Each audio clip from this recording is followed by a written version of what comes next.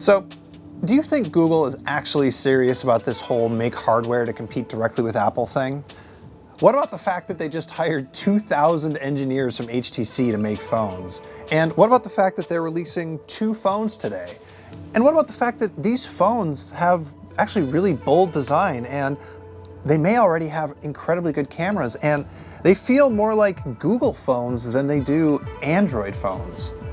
You see, this is the Pixel 2, and this is the Pixel 2 XL, and looking at these 2 phones, I'll tell you what, Google is very serious about making hardware.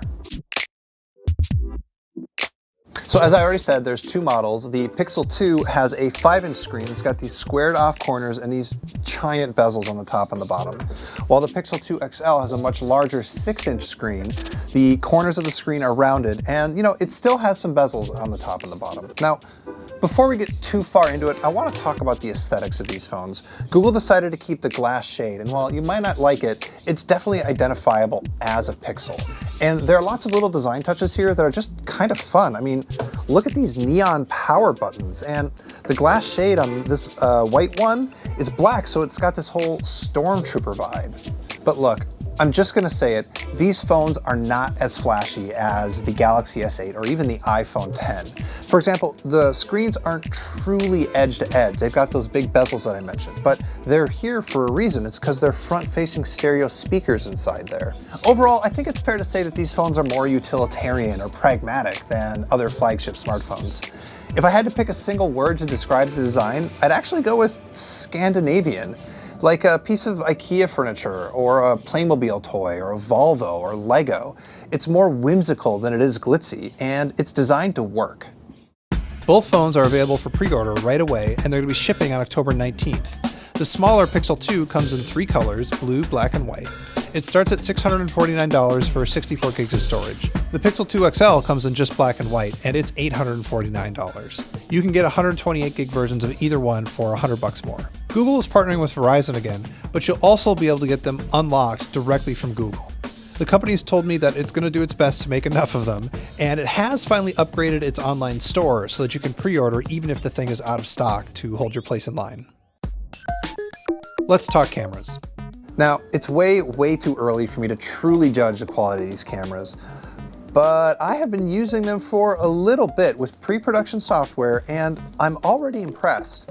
The color accuracy, the detail, and the texture all seem really good, even on the selfie camera. Oh, and I should point out that both cameras on both sides, on both phones, are identical. You get the same camera whichever phone you choose. On the back is a 12 megapixel sensor with just the barest of camera bumps. It's got an f1.8 lens and optical image stabilization. It also has these things that are called dual pixels, and they're actually the key to what Google has done to improve this camera. Basically, dual pixels means that every pixel on the camera sensor is actually 2 pixels. That helps with focus, but it also means that there's just a lot more information for the camera processor to work with. And Google loves information. The cameras are fast and they take really good photos, but Google can use all of that information to do some crazy new stuff. So it can do portrait mode on both the front and the rear sensors, using its algorithms to nicely cut around hair and blur in the background. But those dual pixels also let it do portrait mode with any object. Instead of 2 lenses that are half an inch apart like you get on an iPhone, it's using data from 2 pixels that are less than a micron apart. The Pixels also have some other camera tricks. There's something that mimics Apple's live photos, so you can record a tiny 3-second movie with every single shot you take, but Google analyzes the clip and tries to match the beginning and the end to make a better loop, and also to cut out blurry movement. It's also going to build augmented reality stickers directly into the camera app, so if you really want that selfie with a Demogorgon from Stranger Things, you can go to town. And so far, the features here really do seem to work. Google has made all these camera improvements by adding a ton of machine learning to the system. And when you're recording a video, its algorithms do the standard electronic image stabilization, but they've turned on the optical image stabilizer because it's able to track its motion in real time too, and combine all that information together in real time. It's a very smart camera. Now, again, this is not a final verdict. We need to do the review. But last year's Pixel had the best camera you could get on a smartphone. And this year's Pixel, I don't know, I think it has a chance of keeping the crown. Let's talk about the rest of the specs on these things. They both have Qualcomm Snapdragon 835 processors paired to 4 gigs of RAM. They use USB-C for charging, and no, they don't have headphone jacks, but a dongle comes in the box. There are, however, front-facing speakers on both models that don't just get loud, but do so without distorting the sound all to hell. They have Bluetooth 5.0 and support a bunch of new Bluetooth codecs, and they also do auto pairing with certain headphones, just like Apple's AirPods do. The phones are made out of aluminum and Gorilla Glass 5, and unfortunately that means they don't support wireless charging, but they do support fast charging. Google says they're IP67 resistant, which means that they're splash proof, but they're not really fully waterproof. Really, the only notable difference between these two phones are the screens. The Pixel 2 has a 1920 by 1080 screen, and the 2 XL is 2880 by 1440, which is an 18 by 9 tall aspect ratio. Google says that it's using the sRGB color space if you care about that, and it's also really proud of this 100,000 to 1 contrast ratio it has for super deep blacks. We can't say if they're going to actually be any better than what you'll get on a Samsung or an iPhone 10, but they do look pretty good to me. And you know what, this is as good a place as any to mention that Google is also releasing a new version of its Daydream View VR headset that works with these phones.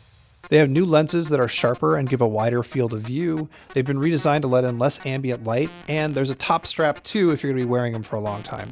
There's even a new heat sink on the flap that draws heat away from the phone.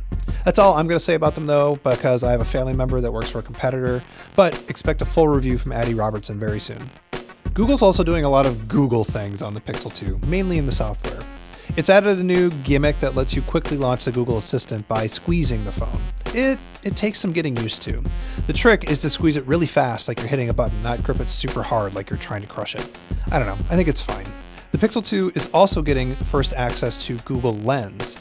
It's a button inside the Photos app and inside the Google Assistant that can identify real-world objects with the camera and let you search the web for them. So to start, Google is only promising that it's going to be able to identify a limited set of objects, stuff like books and movie posters and landmarks. It definitely worked on a book when I tried it. But you can also point it at random stuff too if you want, and it might have a shot at working. I pointed it at my watch and it recognized that it was a watch, but it couldn't tell what kind of watch it was. And finally, as it does with every single release, Google is messing around with the home screen and adding some more custom features. This time, the button to search Google has been integrated at the bottom on the app dock. And then up top, there's a new At a Glance widget that will show your next appointment. There are now better live wallpapers that are basically like little movie clips on your home screen. And last but not least, Google has updated the camera software. It integrates a little bit better with Google Photos now. Are these the world's most powerful phones? Nah. They don't have the world's most powerful processor, and they definitely don't have the world's most amazing screen. Where Apple and Samsung can hit you in the face with hardware advances, Google has to play a more subtle game. Like I said before, where these other companies are flashy, Google is being pragmatic. But it is trying to take advantage of the strengths that Google does have. The Assistant, the home screen, the camera, all the machine learning, all of it is there so that Google's algorithms can figure stuff out for you automatically. And that's always been Google's promise. Let the AI make things better, not just the hardware. We'll find out if Google is right about all that on October 19th when they go on sale.